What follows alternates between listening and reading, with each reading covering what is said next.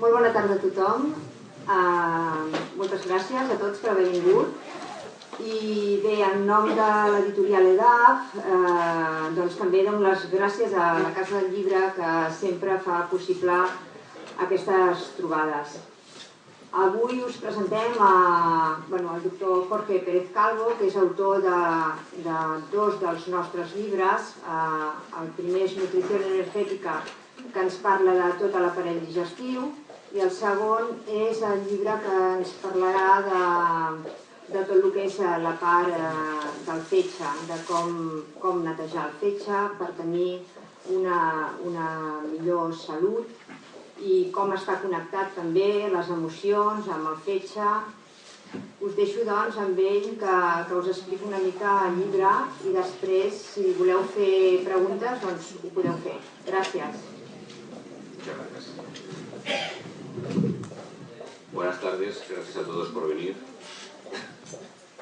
Hemos sacado este segundo libro de la colección de DAF sobre el hígado,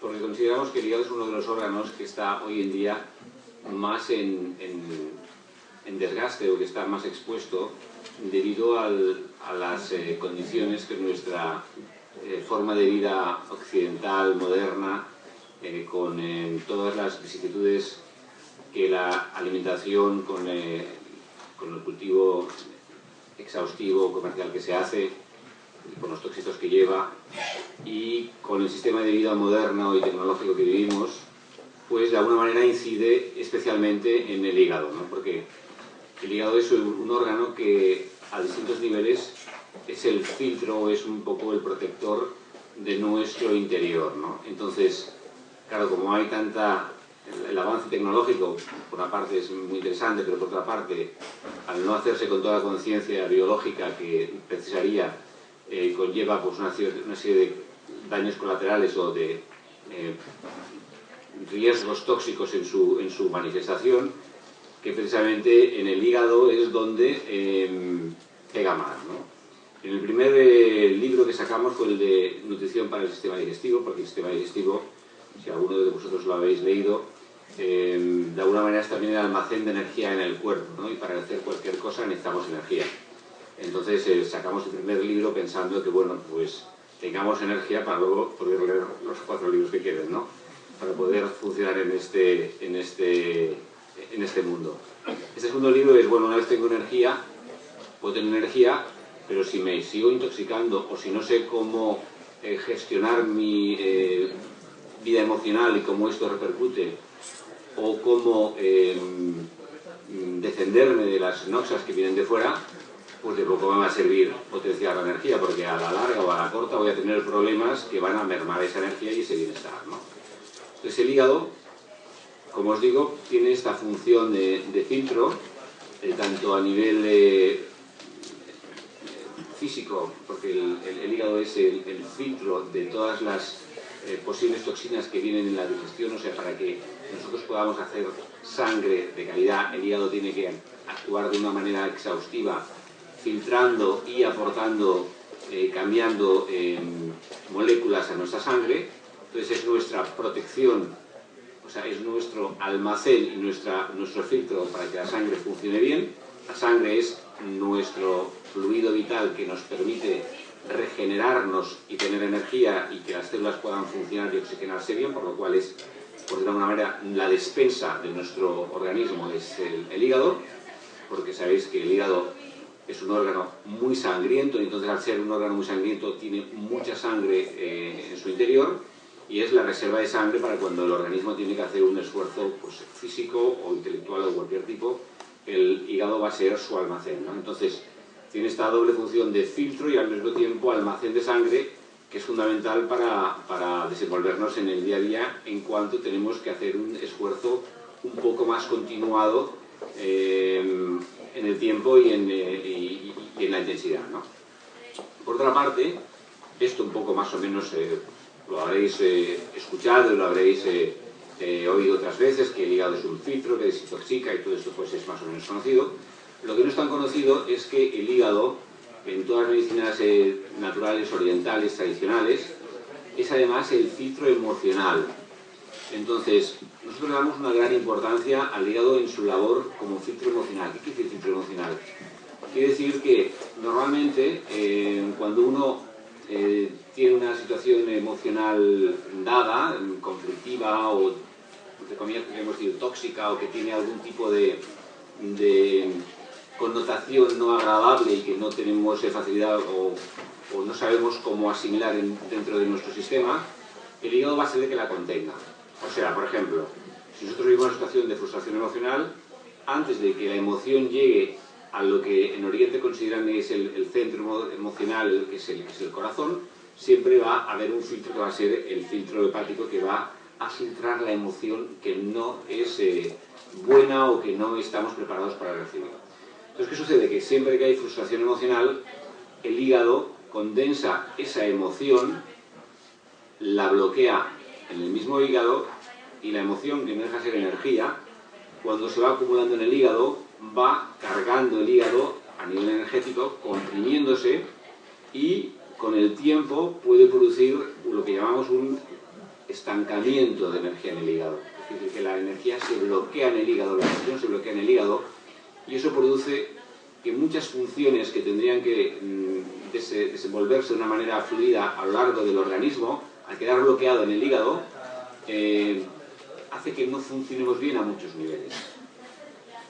¿Por qué? Porque, por ejemplo, el hígado, sabéis que los órganos tienen distintos meridianos de acupuntura que los recorren por todo el organismo. Entonces el hígado tiene unos recorridos, es un órgano que tiene un meridiano muy importante, y por ejemplo tiene que ver con el ojo, tiene que ver con la vista, tiene que ver con la parte superior de la cabeza, tiene que ver con toda la zona, por ejemplo, reproductiva. Tiene una influencia también sobre la digestión muy importante. ¿Esto qué quiere decir? Que si nosotros tenemos una contención emocional de tiempo, vamos a tener problemas en el flujo energético en alguna de estas zonas. Por ejemplo, un caso muy conocido o que está en todas partes es el síndrome premenstrual. Muchas mujeres tienen problemas durante la menstruación debido a que hay un bloqueo energético en el hígado que suele, en el 80% de los casos, el 90%, venir por ser de índole emocional. Entonces, si nosotros permeabilizamos, o sea, permitimos que el flujo no solo sanguíneo, sino energético en el hígado funcione, pues a nivel, por ejemplo, reproductivo, a nivel en la zona sexual, en el hombre con la erección, en la mujer por ejemplo, con las menstruaciones, va a ser muchísimo más fluido, no va a haber dolores y todo va a funcionar de una manera mejor. Por ello, esta versión o este aspecto emocional tan importante del hígado lo tratamos también en el libro, y explicamos también qué tipo de correcciones o qué tipo de soluciones podemos darnos para intentar que esta energía que se estanca en el hígado funcione, ¿no? Claro, de entrada, cuando una persona viene con estancamiento de energía en el hígado de índole emocional, lo primero que se le recomienda es que evite situaciones de frustración emocional. Eso parece como que es muy de cajón, a veces no es tan fácil.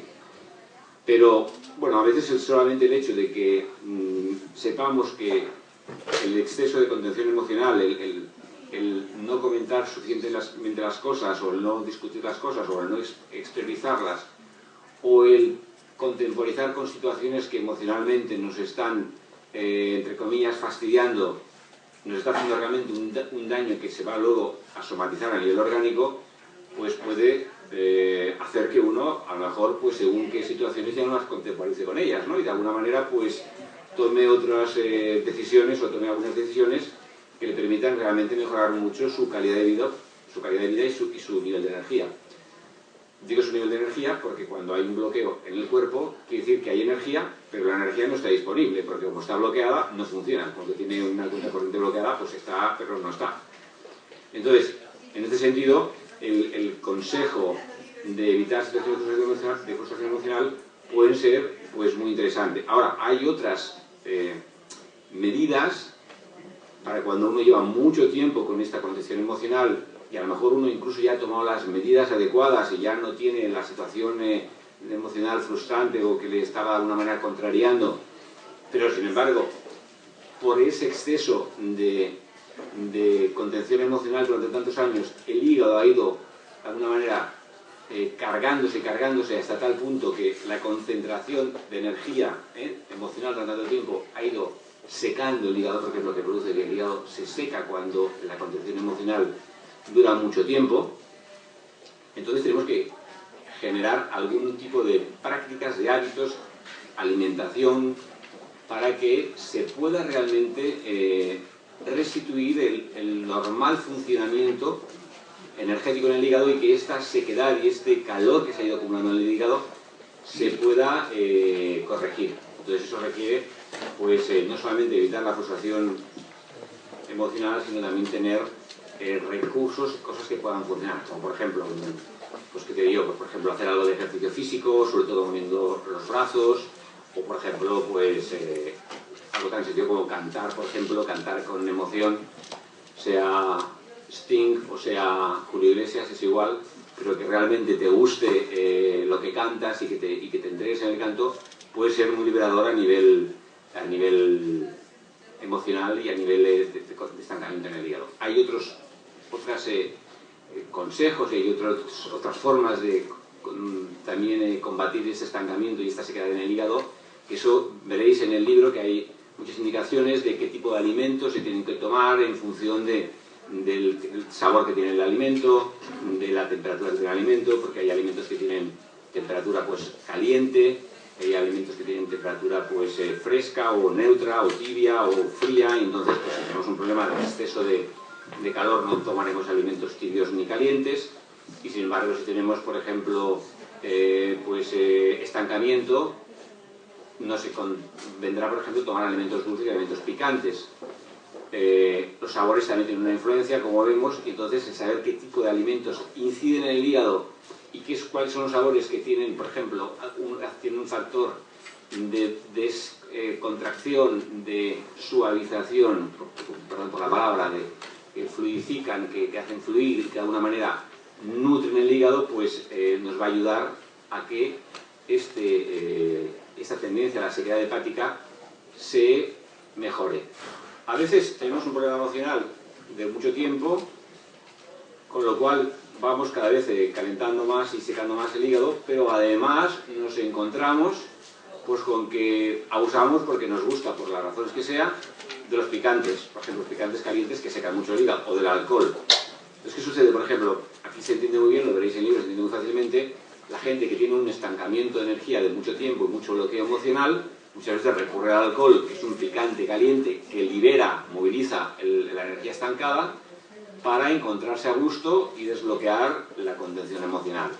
El problema está en que ese picante caliente, que es el alcohol, calienta el hígado, con lo cual también lo va a secar, con lo cual al secarse y al contraerse el hígado tiene más facilidad para contraerse todavía más, con lo cual más fácilmente te vuelves irascible o te vuelves frustrado ante pues, cualquier tontería, con lo cual necesitas beber más, con lo cual haces un círculo vicioso, ¿no?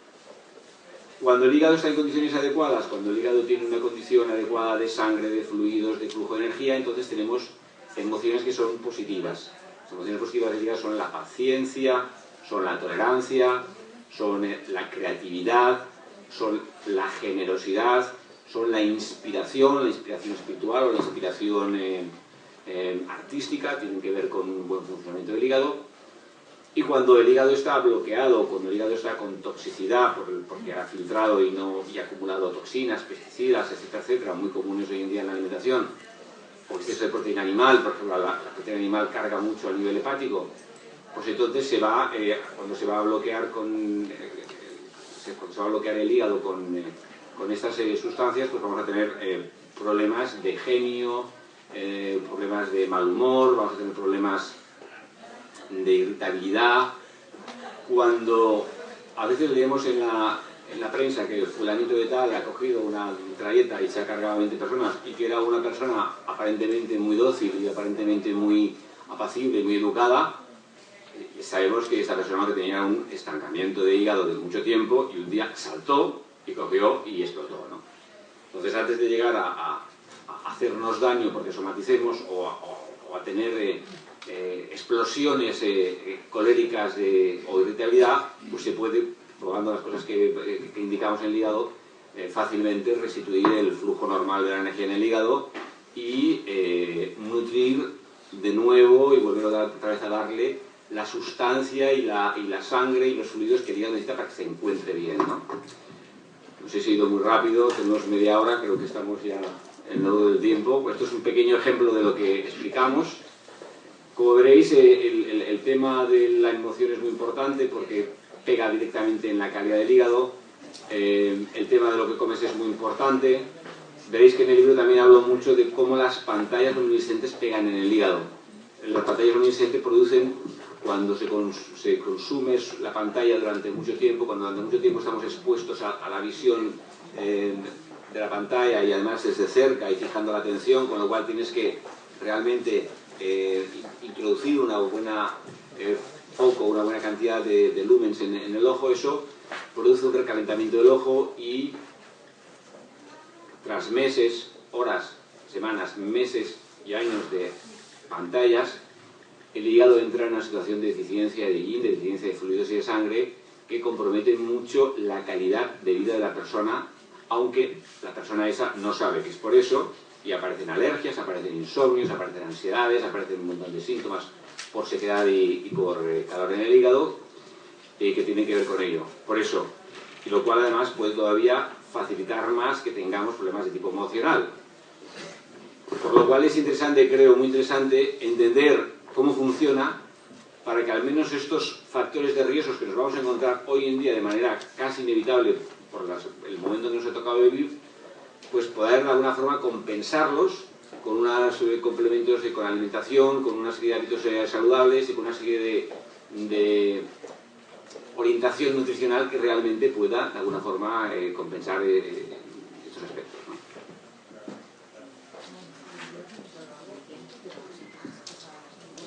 ¿Sí? ¿Queréis alguna preguntita? Yo te quiero hacer una pregunta. Sí. ¿Cómo sabemos que tenemos el hígado has dicho la temperatura, si es muy caliente o muy frío? ¿Cómo lo sabemos? Muy buena pregunta. Vamos a ver. El hígado es como una bandeja. Entonces tenemos el cuerpo y entonces atraviesa de un lado a otro y entonces atraviesa el cuerpo de un lado a otro como si fuese una bandeja y encima están el corazón y los pulmones, ¿ok? Entonces, se producen miles de reacciones por minuto enzimáticas para depurar, para desintoxicar, para producir moléculas, etcétera, dentro del hígado, por lo cual se calienta con facilidad. Por lo cual necesita mucha sangre, porque la sangre es el refrigerador corporal, ¿no? Entonces, si por lo que hemos dicho, los fluidos en el hígado o la sangre en el hígado se ha consumido, claro, se calienta con más facilidad. Entonces, ¿qué síntomas puede darnos? Por ejemplo, tendencia a la ansiedad, porque se calienta el corazón, y cuando el corazón se calienta, el corazón no le gusta que haya un exceso de calor, porque el corazón, sabéis que tiene un sistema de venas, de arterias coronarias, que lo irriga, es un órgano muy activo, muy bien irrigado, pero claro, si decimos que la sangre es el refrigerador corporal y de alguna manera hay demasiado calor, nos va a dar sensaciones que son incómodas, de opresión, de ansiedad, que en un límite pueden producirte angustia, te pueden producir problemas de tipo incluso mental o, por ejemplo, insomnio, ¿no? Si tienes tendencia hacia esto y al mismo tiempo eres irritable, lo que decimos es, pues muchas veces no sabes nada de medicina, pero sabes qué emoción es la correcta en un órgano, bueno, pues chequeando cómo está esa emoción en tu órgano, pues vas a ver cómo está el hígado, ¿no? Si tú eres una persona que vas en el coche y te hacen una trastada y no te puedes soltar tacos ni se te subes por las paredes, pero bueno, si tienes una tolerancia y una tranquilidad ante las situaciones, paciencia, pues que es difícil. Bueno, en principio parece que no hay un exceso de estancamiento en el hígado, que fluye bastante bien. Si no hay síntomas de calor importantes, por ejemplo, problemas en la piel, cara que se calienta con mucha facilidad, pues la gente que tiene, por ejemplo, calor en el hígado, tendencia a que se le caliente bastante la cabeza, tendencia a tener problemas, por ejemplo, como de hipertensión, porque muchas veces está relacionado, o de repente accesos de cólera pues que son un poco desproporcionados a lo que tendría que ser. bueno, pues ahí tú chequeas, mira dónde tengo exceso de calor. ¿Tengo síntomas de exceso de calor o tengo síntomas de exceso de frío? Ahí lo puedes ver. Lo que pasa es que a veces nos encontramos con que tenemos, cuando llevamos mucho tiempo sin cuidarnos, nos podemos encontrar con que tenemos signos de exceso de calor aquí y de frío abajo. Y dice, oye, es que tengo las dos cosas.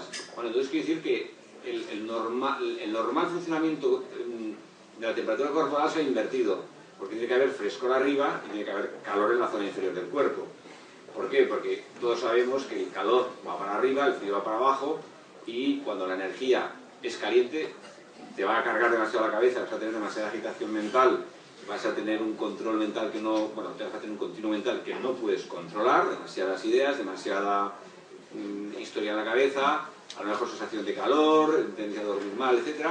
Y sin embargo, si tienes frío abajo, vas a tener pues cansancio, si tienes frío en la zona lumbar, pues a lo mejor pesadez en la zona del sacro, en la zona lumbar, problemas de lumbalgias de vez en cuando, una libido floja, una digestión con tendencia a tener gases, se le hincha la barriga. Todo eso quiere decir que hay frío en la zona de abajo. Pero muchas veces, cuando llevamos ya mucho tiempo, conviven el frío abajo y el calor arriba, y eso hay que invertirlo. Porque nunca se va a combinar el frío que va para abajo, sino que cada vez vas a tener más acumulación en las piernas, más pesadez, celulitis, obesidad o lo que sea, y cada vez vas a tener más ansiedad y más problemas en la zona de arriba. Y eso tienes que hacerlo, pues la única manera de hacerlo es manejando la alimentación. Porque si no, no hay otra manera, porque si doy alimentos calientes porque abajo tengo cansancio y frío, esto se me aumenta. ¿Sí? El calor se me aumenta. Y si doy alimentos frescos que me quitan la ansiedad y me dejan relajadita y bien, luego me encuentro cansado. Entonces, ¿cómo lo soluciona la psiquiatría moderna? Por ejemplo, una persona tiene depresión, está más bien fría, está más bien cansada, y se toma el antidepresivo por la mañana. Entonces, por la noche, para calentar esto, entonces, por la noche, pues para poder dormir, se toma el ansiolítico que refresca lo de arriba. Entonces se toma el antidepresivo por la mañana y el ansiolítico por la noche. Y todo el rato así. Pero en realidad no hay una transformación de la energía de abajo, que la he calentado y la he tonificado, la he llenado de energía, y la de arriba la he vaciado de calor. Y eso usted tiene que hacerlo con la dieta y un poco pues manejando pues, los hábitos de vida y la forma y el estilo de vida en cosas como las que hemos comentado antes, ¿no? Por ejemplo, evitar la frustración emocional y las situaciones de sofoco emocional por lo que va a implicar a nivel luego orgánico, ¿no?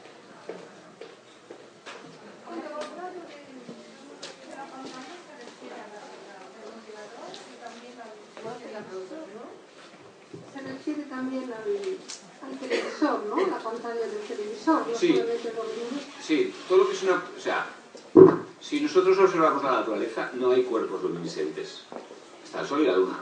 Bueno, las luciérnagas, que cada vez hay menos, ¿no? Puedes contemplar una luciérnaga, pero no te puedes poner a mirar la luna porque te cansas barbaridades y el sol te quedas ciego. Entonces no hay un programa biológico para mirar directamente a la luz. No existe. Nuestro ojo es un globo de agua, ¿ok? El humor vítreo, el humor acuoso, todo es un globo, es acuoso, porque recibe luz, que en términos energéticos nosotros manejamos mucho la dialéctica yin y yang. Digamos que el fuego es yang, la luz es yang y el líquido es yin, ¿ok? Entonces hay un receptor yin, el de líquido, para poder percibir los rayos solares, ¿ok? Para poder percibir la luz, pero no está diseñado para tener un cuerpo luminiscente al que tú mires directamente. Entonces, ¿eso qué es lo que hace? Eso provoca un vacío de los fluidos oculares. Pero claro, ese vacío se tiene que reponer, se repone constantemente. Pero no tenemos bolsas aquí para reponerlo, bolsas de líquido, ¿verdad? No podemos poner una regadera y cargarlo, sino que eso va drenando del hígado. Y el hígado que se almacena en sangre se va secando. No es lo mismo que estés 3 meses mirando el ordenador que te pases 3 o 5 o 8 años haciendo 8 horas de ordenador. Como no sepas cómo hacerlo para compensar esto, vas a tener cada vez una deficiencia en la sustancia y en los fluidos hepáticos cada vez mayor. No sé si me explico. Y para eso sirve todo lo que son pantallas. Ahora, lo que pasa es que si tú ves una televisión desde 5 metros y la ves, pues como quien dice, ligeramente, no estás tampoco, no es lo mismo que si tienes una pantalla a 30 o 40 centímetros y estás fijándote en el punto y en la coma todo el día. Es que eso es muy diferente, porque la fijación del ojo con la luz es mucho mayor. Pero lo mismo hace esto. esto es luminoso. Entonces, una de las soluciones que nosotros damos en el libro es el poner el ordenador en blanco sobre negro. Cuando la pantalla es negra y la letra es blanca, y entonces el efecto, los lúmenes que te absorbe el ojo son mucho menores. Entonces es una manera de compensar parcialmente este efecto. Y de hecho, por ejemplo, Windows 7 tiene esta opción de propiedades de pantalla. Tú puedes poner la pantalla en negro, y los Macs también tienen control opción manzanita 8, que puedes ponerte también en blanco sobre negro, y por supuesto lo tienen todos los... Ponerte un iPhone y un iPad, y estos lo tienen también. Entonces normalmente cuando te tienes que leer un correo electrónico, tienes que leerte igual un mensaje, si tú lo vas haciendo siempre en negro, el desgaste es mucho menor. Y a lo mejor en un momento no lo notas, pero si son horas, semanas, días, uno detrás de otro, eso produce una diferencia. El tema de las pantallas es un tema muy interesante. Por ejemplo, el ebook, la tinta digital, no el ebook, estos que hacen ahora, que ahora están sacando ebooks que son luminiscentes, ¿no? Pero la tinta negra, la tinta digital, que es opaca, que necesitas una luz para poderlo ver, que no lo puedes ver en la noche, eso no tienes ningún problema. El problema no es que sea digital, el problema es que sea luminiscente.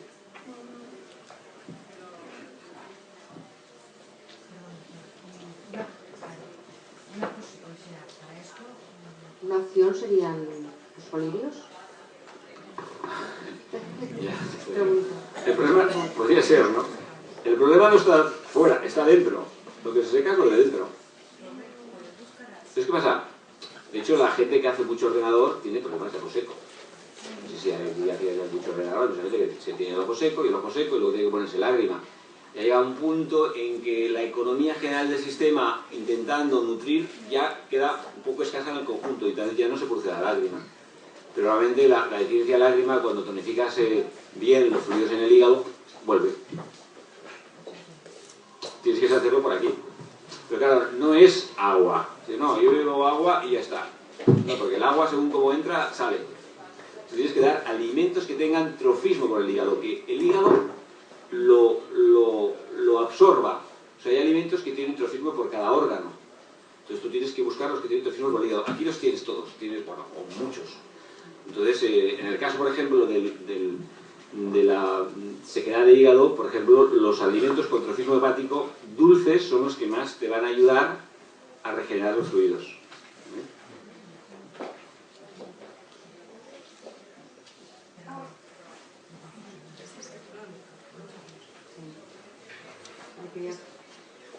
Le quería preguntar, por favor, la posición ideal o correcta al dormir para que no nos afecte el hígado. Porque a veces dicen, no te pongas del lado derecho, no te pongas del lado izquierdo.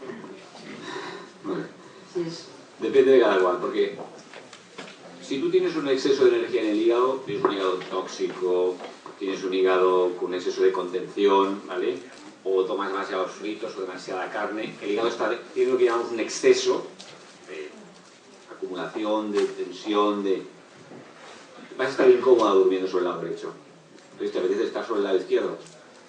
Sin embargo, si tú tienes una condición más de deficiencia, hay poca energía o normal de energía, pero sin embargo hay poca sangre, pongamos. Falta algo en el hígado, te apetece ponerte sobre el lado derecho porque eso es como que suple esa deficiencia. Entonces depende de cada cual. De todas maneras, también en la posición al dormir podemos estar hablando mucho rato, porque una cosa es lo que implica el hígado y otra cosa es lo que te implica, cómo te influye a nivel interno que duermas de un lado o de otro. Por ejemplo, si tú tienes problemas digestivos, el dormir sobre el lado izquierdo, sobre el corazón, te ayuda a digerir mejor. Pero si tú, por ejemplo, eres muy nerviosa y te cuesta conciliar el sueño o te cuesta relajarte, dormir sobre el lado derecho te ayuda a relajarte. Por una cuestión de que se abre la narina izquierda o la narina derecha, si tú te pones del lado derecho se abre esta narina y se produce un efecto relajante, más parasimpático, y esto produce un efecto más simpático y más estimulante, ¿no? Más estimulante, más calórico, más calórico. Entonces depende. Ahora, tú puedes decidir, duermo de un lado para otro o duermo según me interese, pero si realmente tienes un exceso de energía en el hígado, te vas a dormir del lado izquierdo. O sea, que tienes un bloqueo de energía en el hígado, te vas a dormir del lado izquierdo. Es una manera también de ver si tengo deficiencia de sangre o no tengo deficiencia de sangre en el hígado. Así que tienes tendencia a ponerte sobre el hígado, y si no estás cómoda, es que te falta, y lo que te falta casi siempre es sangre.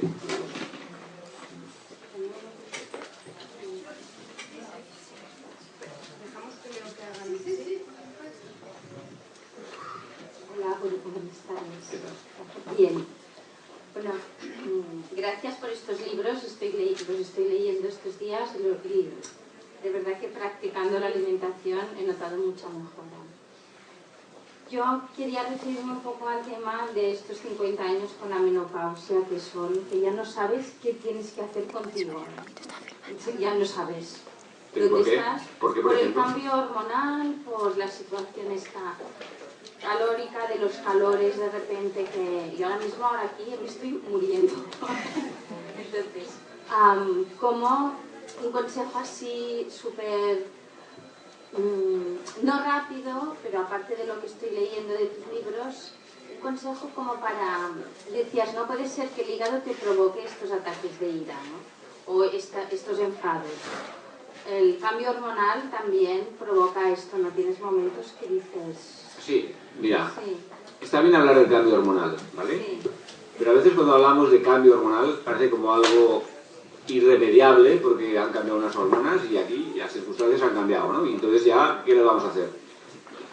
Me gusta hablar más en términos de energía y en términos de parámetros que podamos jugar con ellos y hacer algo con ellos, ¿no? Entonces, cuando a la mujer le viene la menopausia, realmente lo que pasa, voy a decir un poquito así de manera intuitiva, porque en el libro de nutrición lo explico muy bien, en la nutrición energética de salud, es que cuando llega a una cierta edad la mujer, pierde fluidos y turgencia en sus tejidos, ¿ok? Sobre todo en la zona abdominal, ¿ok?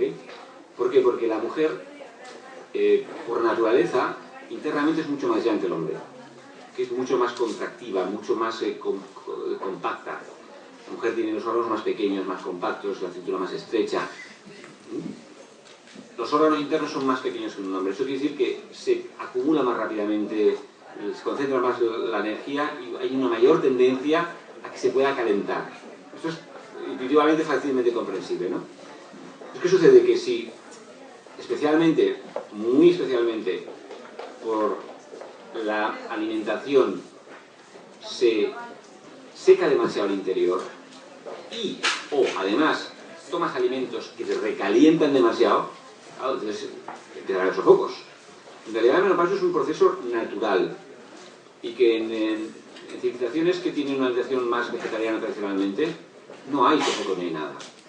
Y no se le considera un periodo malo para la mujer, sino bueno, al contrario, porque al no perder sangre, pues tiene un plus energético y entonces está socialmente más activa y tiene más energía, más dinamismo y demás, ¿no? Aquí asociamos menopausia un poco también con unos patrones estándar, estereotipados, que tienen mucho que ver con la moda, con el cine, con el que la mujer tiene que ser sexuada, atractiva, para que se la pueda considerar como tal, unos cánones que han venido mucho por los grandes stars, los grandes modelos. Me parece que cuando una mujer le llega a la menopausia, puede que ya no sea lo mismo, y es al contrario, porque es un proceso natural, no tiene por qué haber ni calores, ni sofocos, ni problemas. Si hay realmente sofocos y calores, es porque hay deficiencia de sangre, deficiencia de fluidos en los órganos internos, sobre todo en el hígado y en el riñón. Entonces, ¿qué es lo que hay que hacer? Una dieta que no tenga alimentos calientes, por ejemplo, no alcohol, cero café, cero picantes, cayena, curry, pimienta, jengibre, ajo, cebolla cruda, todo esto te va a dar sofocos. No cárnicos, porque te van a calentar pollo, carnes, etcétera, quesos curados, todo eso te va a calentar. Entonces, una alimentación que sea más neutra y más refrescante y más nutritiva. De esta manera, bajan. Se pone muy de moda, se te da la soja, ¿no? La soja es fitoestrógeno, está. Bueno, lo único que hacen es aportar nutrientes que son más frescos. Entonces, en el momento en que enfrías el sistema, o lo refrescas más, o lo nutres más, pues ahí esos síntomas se disminuyen.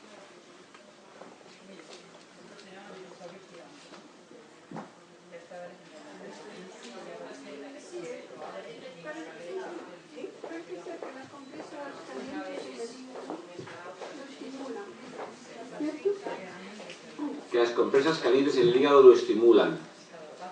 Si hay frío, sí. Tienes que valorar la condición, ¿no? Si hay metabolismo muy lento, puedes ayudarlo puedes de alguna manera ayudarle a que produzca un poco más de bilis de esta manera. Pero siempre en el hígado con moderación el calor. En general siempre con moderación, como en el corazón siempre con mucha moderación al calor. Porque se calienta con mucha facilidad.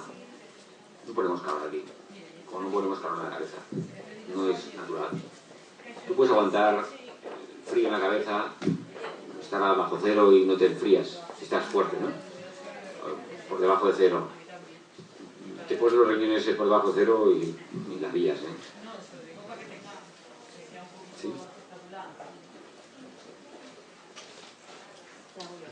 Sí, claro. He leído una parte del libro que nos dice que las tendinitis y todo el tema muscular también puede tener algo a ver con el hígado. Sí. Los tendones son unas estructuras que tienen muy poca irrigación. Si habéis visto un tendón, el músculo es más rojo, tiene más riego sanguíneo, ¿no? Pero el tendón es una estructura que tiene que ser fibrosa, es como los ligamentos, ¿no? El tendón tiene que ser fibroso y duro para hacer la inserción en el hueso, entonces tiene mucha menos irrigación. Entonces, ¿qué sucede? Que cuando la cantidad de sangre circulante o la cantidad de sangre que llega en concreto a un tendón, a lo mejor por un bloqueo en un meridiano, por estancamiento de energía en el hígado, es insuficiente, el tendón se seca. O sea, se seca, no es que se quede seco como una mojama, pero le falta fluido y le falta turgencia. Entonces, ¿qué sucede? Que tienen más facilidad para recalentarse, y más facilidad para hacer tendinitis. Entonces, normalmente siempre se asocia la tendinitis con la deficiencia de sangre en el hígado. Cuando tú tienes un hígado hermoso, es muy raro tener tendinitis. Y cuando el hígado está más seco, si tienes tendinitis, hay deficiencia de sangre en el hígado. Es como muy casi seguro. Entonces la alimentación... Tienes que hacer dos cosas. Por una parte, nutrir la sangre del hígado, y por otra parte, aumentar la circulación en la zona del tendón. Hay muchas maneras distintas de hacerla, pero intentamos que el tendón tenga más flujo de sangre y que haya más cosas. Entonces pues, se ponen muchos rubefacientes, pomadas. Hablo del tratamiento natural, ¿no? Porque lo que hacen normalmente es te dan un corticoide o te dan desinflama el corticoide, pero el corticoide desinflama pero es vasoconstrictor. O sea, desinflama porque contrae los vasos. ¿Qué pasa? Que muchas veces perpetúa la tendinitis. Entonces, nosotros lo hacemos distinto. Lo que hacemos es aumentar la circulación de distintas maneras, con magnetoterapia, con corrientes, con linimentos que son picantes, más o menos calientes según los síntomas que tengan, pues la típica, la árnica, el timol, el mentol, todas estas serie de sustancias que son rubefacientes que aumentan la circulación y que también desbloquean un poquito, porque por ejemplo son frías como la árnica, como el timol o como el mentol, y lo que haces con esto es aumentar el flujo en la zona. Pero claro, si yo quiero aumentar el flujo porque tengo una tendinitis aquí, pero es que estoy seco, me cuesta mucho de curarlo. Si aumento internamente, por ejemplo, por un ejemplo, si hay mucha sequedad de boca, tengo este problema de tendinitis, pues a lo mejor lo que tienes que hacer es tomar algo más, por ejemplo, que si el zumo de remolacha con zanahoria, a lo mejor quedamente cocinado, o tomar alimentos que sean más jugosos, comer más veces al día, posiblemente estás comiendo poco, dormir más, porque el dormir poco seca, consume sangre, los pocos nos secamos más. Entonces duermo más, tomo alimentos más turgentes, más frescos, más nutritivos, más hidratados, cereza, cosas que son rojas, que tonifican la sangre, y nutro más y hago algo aquí. Voy a la causa original del órgano y luego estimulo el flujo en la zona y entonces se cura. Pero pasan las causas. Muchas veces se infiltran en las tendinitis, se infiltran corticoides y sí mejoran, pero al cabo de nada vuelven a empeorar y cada vez es mayor la bola, ¿no? Todo esto lo hemos vivido, ¿no? ¿Se recomienda más una alimentación vegetariana? Básicamente vegetariana, pero con criterios. O sea, no es lo mismo comer peras que comer arroz integral, que comer zanahorias, que comer soja, que comer lentejas, no es lo mismo. Lo que pasa es que en la sociedad en que vivimos y con el ritmo que vivimos hay gente que necesita un poco de proteína animal. Entonces, mi recomendación es pescado salvaje como complemento. Pero generalmente el 80-90% son vegetales, ¿sí? Vegetales, pero orgánicos, ecológicos, con una mayoría de cereales, con leguminosas, con proteínas vegetales mayoritariamente, pero también pues tomar algo de pescado, y más en una zona como la que vivimos nosotros, que es un poco como normal, ¿no? Tomar pescado en el Mediterráneo, ¿no? Pero sí, frutos secos, semillas, fruta de temporada, en pequeñas cantidades, si puede ser una pequeña cantidad de algas, es interesante desde el punto de vista nutricional, porque llevamos muchos años comiendo verduras y vegetales de campos cultivados exhaustivamente, que les faltan muchos oligoelementos y vitaminas que te la aportan, por ejemplo, las algas. Y comer de esta manera, un poco lo explicamos en el libro, ¿no? Y entonces, si comes de esta manera, pues es que te empiezas a mejorar muchas cosas. Porque vas comiendo muy en función como la especie humana, como animal, necesitamos comer. Pero luego, en función de qué deficiencias tienes, te tienes que afinar un poco. En el hígado, pues, a tomar más los alimentos que van para el hígado, ¿no?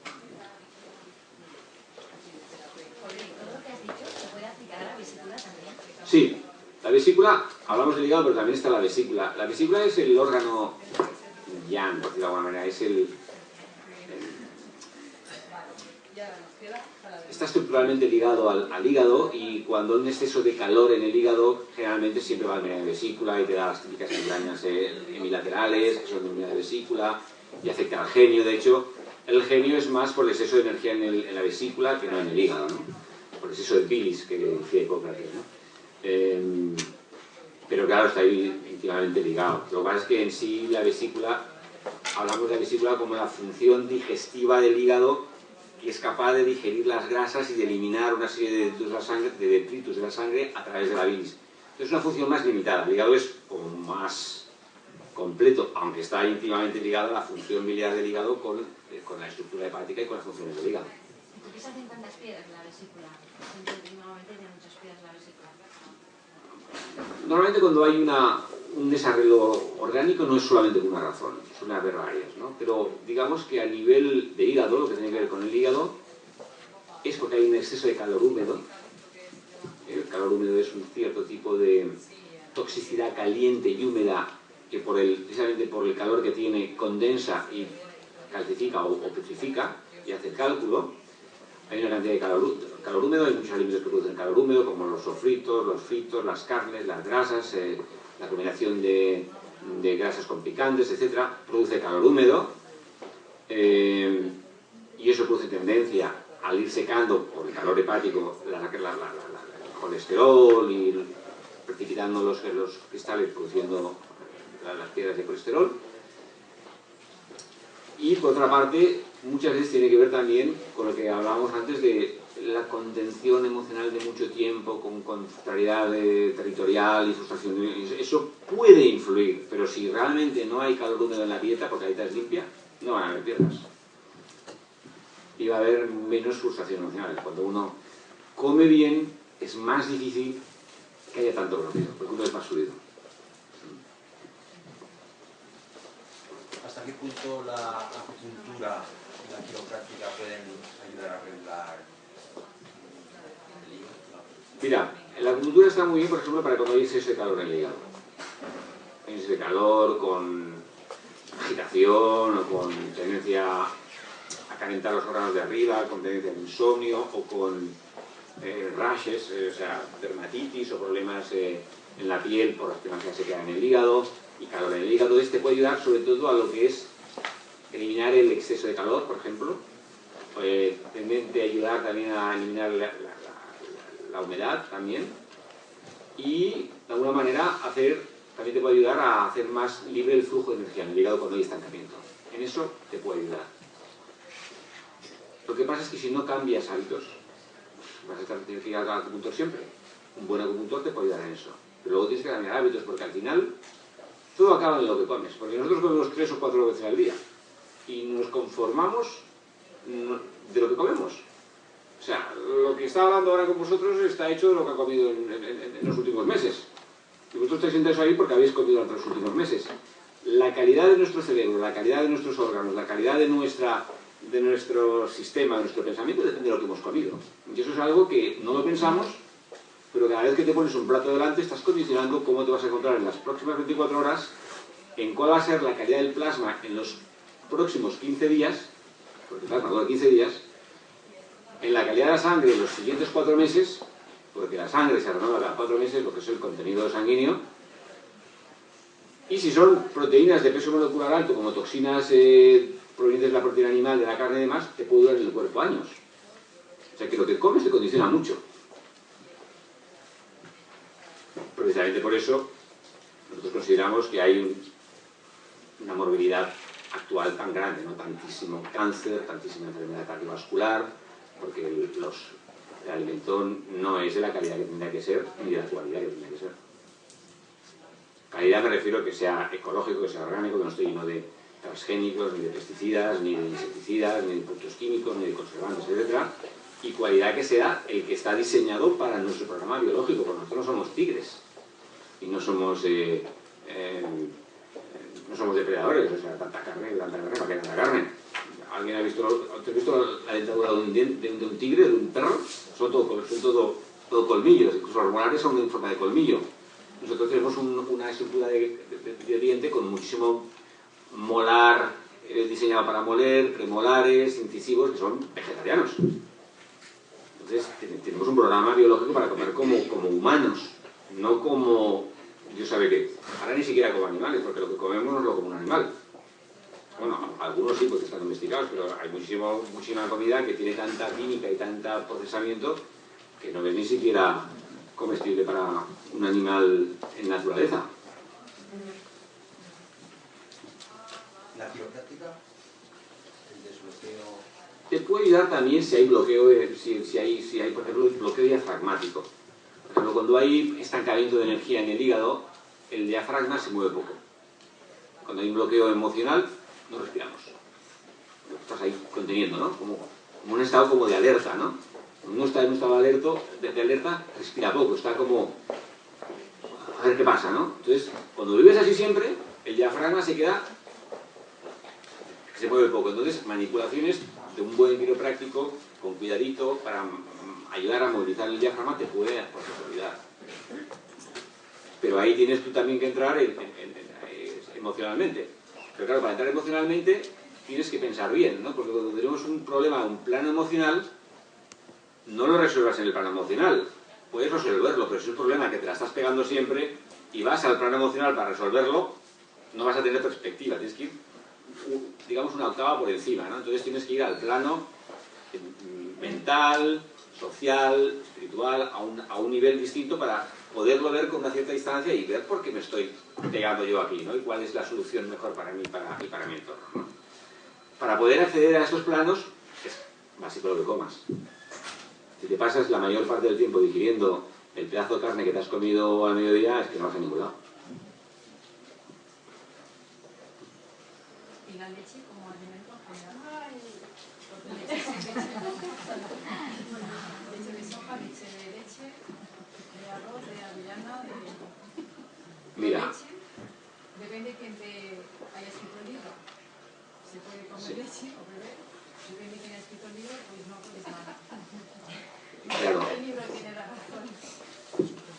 Hay muchos tipos de leches, ¿vale? Desde la leche de vaca hasta la leche de soja, pasando la de cabra, pasando por la de avena, la de arroz, la de leche de quinoa. Hay muchos tipos de leches. ¿Eh? De camello. Hay como una fijación, ¿no? Normalmente la lactosa en muchas especies se deja de producir muy temprano.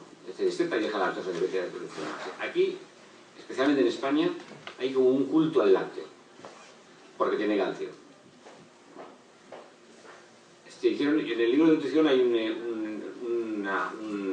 estudio que de la OMS o de la FAO, no recuerdo de entidad de estas internacionales, en que se hacía un estudio de cuánto calcio realmente era asimilado, de cuánto calcio realmente, cómo reproducía el calcio que tomaban unas mujeres inglesas con 2 partos y con una vida cómoda y mucho lácteo, y unas mujeres etíopes con una vida muy dura, con 10 niños y dando pecho a todo el mundo, ¿no?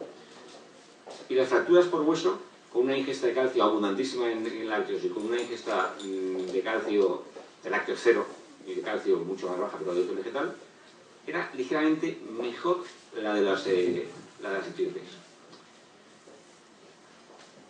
Si tú quieres tener buena salud, y argumentar como puedes estar cosas para argumentarte, no, saca los huecos. Número 1, son fríos. Producen mucosidades, producen intolerancias alimenticias, las que tú quieras, producen alergias. ¿Qué buscas en la leche? Tienen, si no es ecológica, cosa difícil de conseguir, porque raro es una vaca que le den maíz que sea realmente ecológico y no estén dándole maíz transgénico ni piensos transgénicos. Piensos que normalmente están creados con restos de animales que nunca comería una vaca en su ciclo biológico. Pues seguro que además va a tener antibióticos y va a tener 800 químicos que ponen para que funcionen.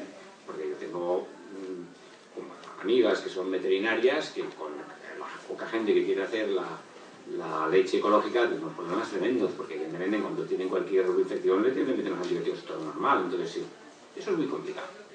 Entonces, ¿para qué tanta leche? ¿Para qué la necesitas? El calcio lo tienes Mira, ya solo la ICIC tienen 20 veces más calcio que un vaso de leche. Yo lo he notado con almendras y avellanas crudas.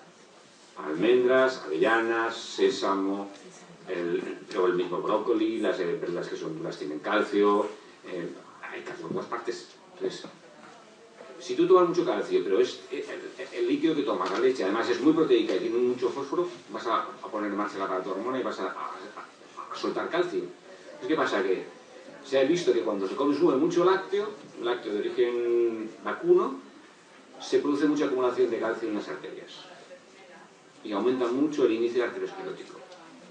Entonces, ¿para qué? Hay estudios muy interesantes al respecto. ¿Para qué tanto lácteo? Cuando tienes cosas que ni acumulan moco, ni producen alergias, ni producen intolerancias, ni te hacen cada vez tener más arteriosclerosis. Porque la arteriosclerosis es uno de los problemas más importantes que tenemos hoy en día. Y es que las arterias se van haciendo cada vez más pequeñas. Problemas de demencia senil, problemas de infartos, problemas de tipo cardiocirculatorio y problemas de falta de flujo sanguíneo a los tejidos, que a la larga los hacen más tendentes a enfermedades degenerativas, llámese cáncer o lo que sea. Cuando hay una muy buena oxigenación en el tejido, una muy buena nutrición en el tejido, no hay problemas en los tejidos. Entonces, ¿para qué lácteos? Respecto a las leches vegetales, tanto las leches animales como las vegetales son frías. Entonces la digestión la baja mucho, por eso esa tendencia a producir alergias, esa tendencia a producir hinchazón de barriga, a producir diarreas, etc. ¿Por qué? Porque son frías. Porque una leche es una emulsión de una proteína y una grasa, y eso es difícil de digerir. Pero además son de naturaleza fría, con lo cual esto que produce tendencia a flatulencias, hinchazón de barriga, falta de energía. Entonces yo no te recomiendo que la leche de soja. Yo sé que por aquí hay gente que tal, pero yo no la recomiendo. Para hacer leche de soja tienes que hervirla muchísimo. Porque estás tomando, es como decir, no, a mí me gusta el jugo de lentejas. ¿Tú te tomarías un jugo de lentejas? Bueno, tendrías la barriga así hinchada. Porque es fría. La lenteja hay que cocinarla muy bien cocinada. La lenteja, si tomas el jugo, será muy sabroso, pero está crudo. En China, a la zona abdominal le llaman el caldero. Tantien, los japoneses llaman el jara, traducido el caldero. Porque se supone que lo que hace que tengas energía en la cuenta corriente energética que tenemos todos, que está aquí, en la zona abdominal, es una muy buena cocción de los cereales. Llaman el caldero porque normalmente, antiguamente, y también aquí, se ponía el caldero en el fuego, se ponía el arroz, o se ponía el trigo, o el mijo en toda la zona de Extremadura, etc. Y ahí se ponía pues un poquito de legumbre, o más legumbre, si era gente que trabajadora pues, del campo, pues ponían más legumbre. En invierno un trocito pequeñito de la matanza que se había hecho de pescado, y las vegetales que estaban ahí por la noche, las grasas. Comían esto y luego poca calefacción y poca historia. Porque tenían el caldero lleno, cocinado. Esto no quiere decir que no tengamos que tomar alimentos con vitaminas que requieren poca cocción. Sí, pero la fuente de energía no la sacamos de las vitaminas. Eso es un absurdo. Las fuentes de energía salen de los hidratos de carbono. Y si no tomamos suficientes hidratos de carbono, nos tiramos como locos con el azúcar y con la fruta.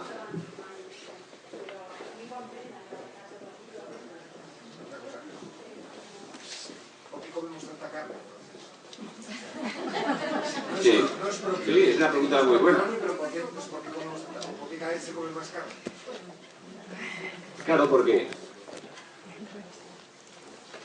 si nosotros hacemos una clasificación general, los alimentos en muy contractivos y muy expansivos, o muy yang y muy yin, si comemos alimentos muy contractivos, como es la carne, nos apetece luego tomar alimentos muy expansivos, como es el azúcar, pongamos.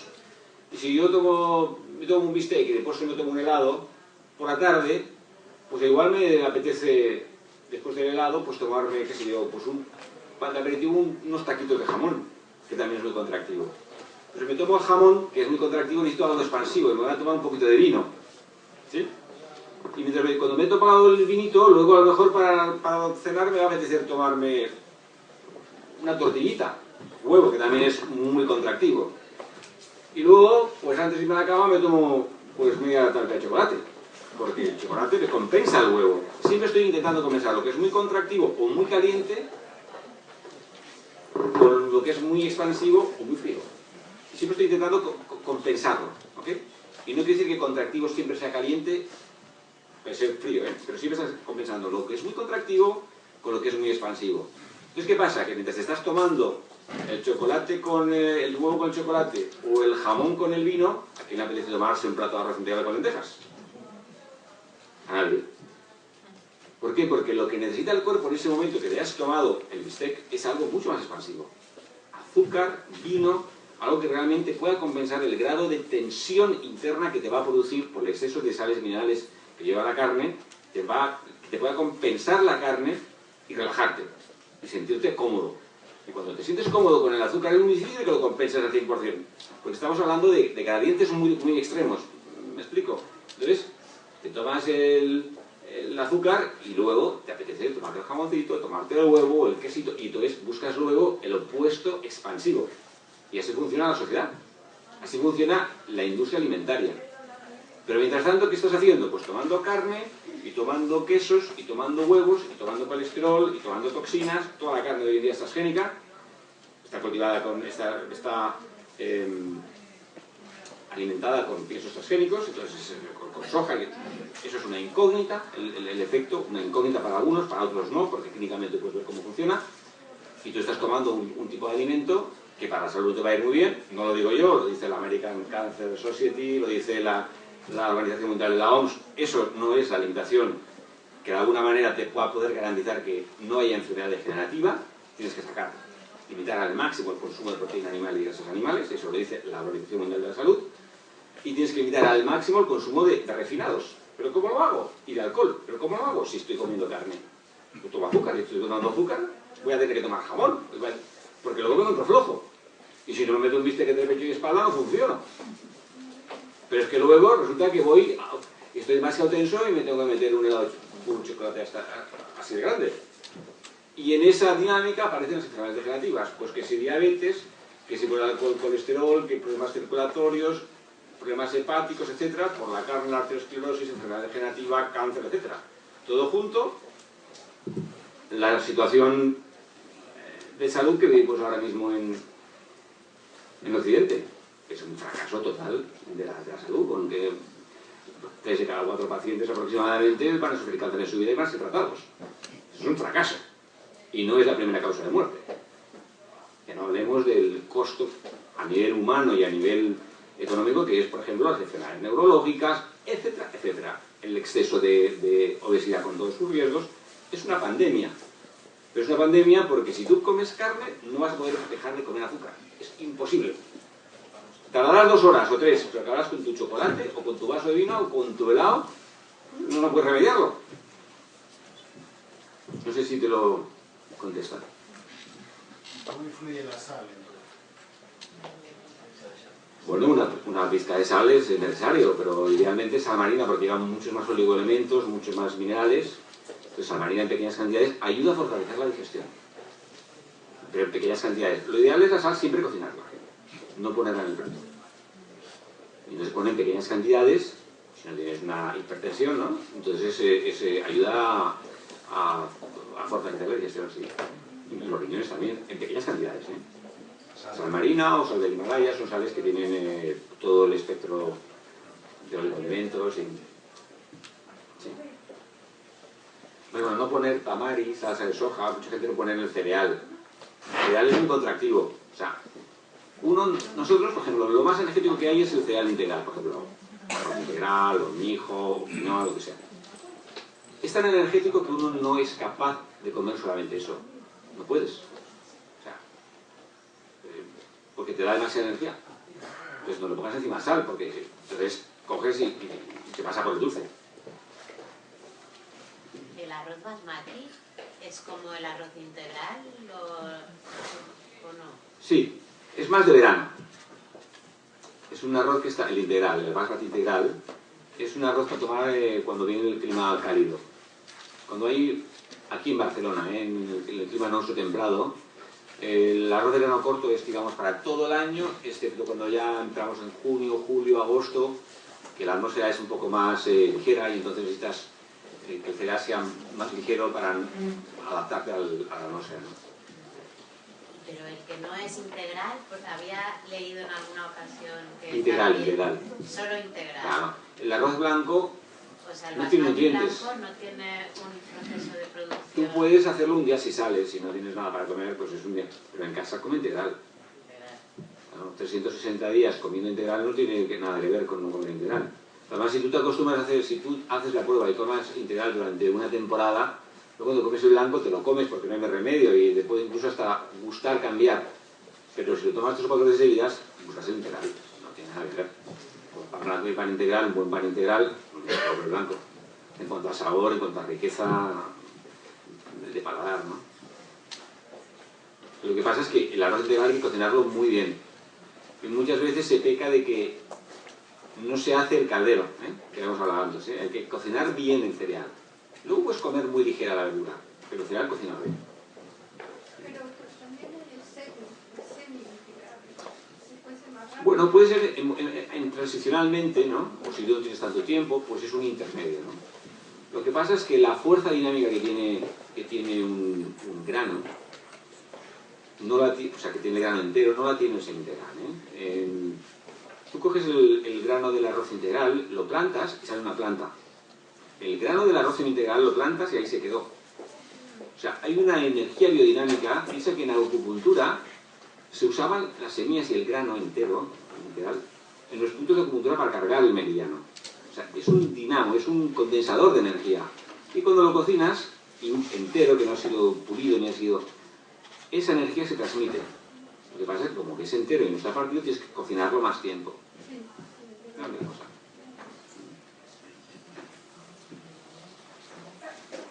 Se habla de la leche, quizás no la quiero nombrar. Pero, ¿y el yogur? Porque el yogur tiene fermentos. Muy parecido.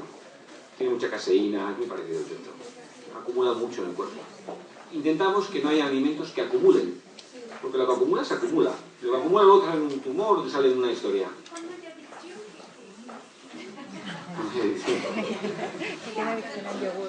Ver qué es lo que hace que se produzca esa adicción.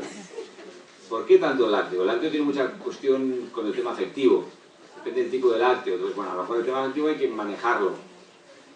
O a lo mejor, pues qué sé yo, a lo mejor tienes una dieta en la que faltan proteínas y grasas. Tienes que tomar más proteína vegetal y más grasa. Y ya no te apetece tanto el lácteo.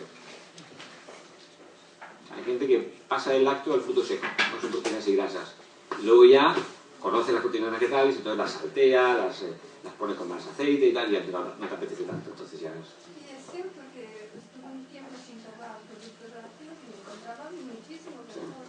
Y la barriga se deshincha. Es cierto, por lo que se cuenta. Pero el placer es... Todo tiene placer, porque el cuerpo se habitúa a lo que le des.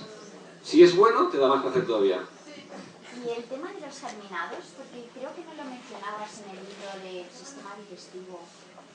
Lo menciono en este, porque es más para el hígado, el germinado. El germinado, por su tipo de energía, tiene más resonancia a nivel hepático. Entonces está bien el germinado, sobre todo cuando hay estancamiento de energía en el hígado, por ejemplo. Para mover la chi va muy bien, para mover chi es la energía, para mover la energía va muy bien.